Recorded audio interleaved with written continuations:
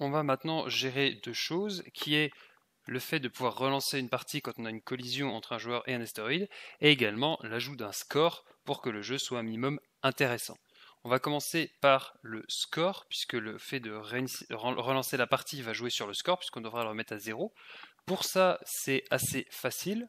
On peut tout simplement retourner au-dessus de notre programme et nous rajouter une nouvelle variable qu'on appelle score et qui est égale de base à 0, puisque le score sera égal à 0 quand on commence une partie.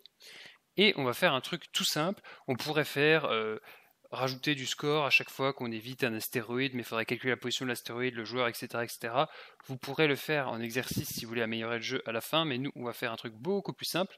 On va aller dans le update, et au tout début, ici, on va se mettre un petit commentaire score, et on va simplement faire score égale score plus delta time. Dans la même idée que je vous avais expliqué lors d'une précédente vidéo avec le timer ici, c'est en gros, vu qu'ici on lui renvoie le temps qui s'est écoulé avec entre les deux dernières frames, ça permet du coup d'avoir un score qui est totalement indépendant du framerate, donc si votre ordinateur lag ou quoi, il n'y aura pas de souci. En gros, ça veut dire que score va augmenter de 1 toutes les secondes, tout simplement. Et donc on aura 1 de score toutes les secondes où on arrive à rester en jeu. Et donc au final, on aura un score qui sera égal au nombre de secondes auquel on a réussi à rester en vie.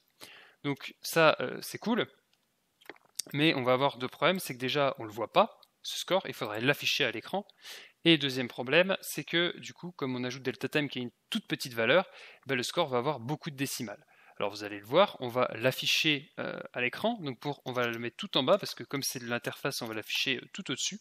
Pour afficher quelque chose à l'écran, c'est comme avec le draw, sauf que là ça va être love.graphics.print, parce que là on va afficher un texte à l'écran, et on va afficher score, donc on met la chaîne de caractères qu'on veut afficher, et on va la concaténer, c'est-à-dire qu'à cette chaîne de caractères score, on va ajouter la variable score, donc pour ça on fait point point, en Lua c'est point point, il y a des langages où c'est plus, hein, plus c'est plus logique pour le coup, mais bon, en Lua c'est point point, et du coup on fait simplement un score, on fait point point de score, et ensuite on doit mettre la position où on affiche le score. Donc par exemple on peut afficher à 5, 5, ça va l'afficher dans le coin en haut à gauche du jeu.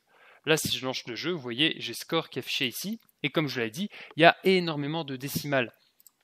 Il augmente bien de à peu près 1 par seconde, enfin exactement 1 par seconde, mais comme on ajoute un nombre très petit, 60 fois par seconde, on a quelque chose comme ça qui n'est pas très très esthétique, il faut l'avouer. Je vais enlever le debugger. Et du coup, la solution, en fait, c'est tout simplement d'utiliser une fonction mathématique qui s'appelle mat.floor, qui permet d'enlever les décimales d'un nombre. Donc là, il suffit de faire mat.floor,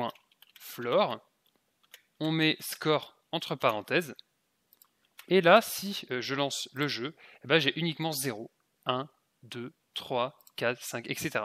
Puisque mon score est arrondi à l'entier, et donc du coup on n'a plus toutes les décimales qu'on voit, le virgule, 1 milliard de chiffres à la fin qui fait que défiler. Donc là c'est cool, on a un score qui s'augmente à chaque seconde, et ce qu'on aimerait bien c'est réinitialiser ce score en fait, et réinitialiser le jeu au complet, mais on va déjà réinitialiser le score quand on rentre en collision avec un astéroïde, au lieu de juste print dans la console Game Over comme on le faisait jusqu'à maintenant. Donc ce qu'on pourrait faire, c'est simplement, s'il y a une collision avec un astéroïde, score égale 0. Ça marche. Si je lance, on a 0 de score, 1, 2, 3, etc. Mon score commence à monter. Et si je rentre en collision, paf, on retombe à 0. Et là, du coup, on recommence. 1, 2, paf, on remonte à 0. 1, 2, paf, on remonte à 0. Alors ça, c'est cool, mais du coup, ça laisse pas beaucoup de temps pour s'habituer, puisque là, hop, on vient de perdre la partie, et déjà ça fait cet effet un peu moche du vaisseau et de l'astéroïde qui sont superposés, et en plus, du coup, ça laisse pas de temps pour se préparer pour le prochain astéroïde. Donc ce qu'on va plutôt faire, c'est réinitialiser toute la scène de jeu, et pas juste le score. Au passage, en guise d'amélioration à la fin de ce tutoriel, vous pourrez rajouter un écran de Game Over, par exemple, tout simplement à la place de juste laisser le jeu qui continue, vous affichez un écran avec le score qu'on a réussi à faire qui permet de relancer la partie. Je vous en parlerai à la toute fin de cette série de vidéos. Donc qu'est-ce qu'on a besoin de faire? On a besoin de réinitialiser le score, chose qu'on a déjà fait, mais on a aussi besoin de réinitialiser du coup la position du joueur au milieu de l'écran, et on a aussi besoin de réinitialiser les astéroïdes. Puisque là, vous voyez, si on remet le joueur au milieu mais qu'on laisse tous les astéroïdes partout, ça va pas le faire. Donc, pour ça, on va utiliser toujours une bonne pratique de programmation, c'est utiliser une fonction. Puisque, en fait, ces choses-là, c'est des choses qu'on fera à la fois au lancement du jeu, mais aussi à chaque fois qu'on perd, et peut-être plus tard pour d'autres raisons. Par exemple, si on gagne le jeu et qu'on veut relancer une partie. Donc, du coup, on va faire une fonction qu'on appellera à chaque fois. Donc, on fait une fonction, donc avec le mot-clé function, on peut l'appeler start game, par exemple, puisque une fonction qui permettra de lancer le jeu. Vous pouvez l'appeler reset game, hein, si vous voulez, ça marche aussi. On met les fameuses parenthèses qui, ici, n'ont pas de paramètres, et on met end. Et là, du coup, dans le corps de la fonction, déjà, on va réinitialiser le score. Donc, on va prendre ce score 0, on va le mettre ici. Et du coup, ici, je peux appeler start game. Hop, là, du coup, j'ai pas changé le comportement précédent, puisque là, j'appelle la fonction. Donc, en gros, ça va remplacer le code où il y a écrit start game par le code de la fonction, donc score égale 0. Du coup, bon, effectivement, c'est pas forcément très intéressant vu comme ça. Mais bien sûr, on va pas faire que ça. On va aussi repositionner, du coup, bien le vaisseau. Donc, on va prendre ces lignes-là qui étaient dans le love.load, on va les couper et on va les mettre ici. Comme ça, hop, à chaque fois qu'on relance le jeu, le joueur sera positionné au milieu de l'écran. Donc du coup, ça veut dire qu'ici, on doit appeler notre fonction start game aussi. Comme ça, au premier lancement du jeu, bon, on remet le score à 0 qui est déjà 0, mais surtout, on centre le joueur au milieu de l'écran.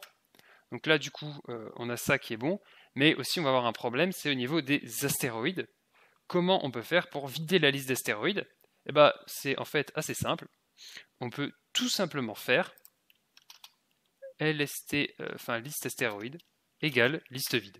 Donc en fait, on écrase le contenu de la liste par une liste vide, et donc du coup, ça reprend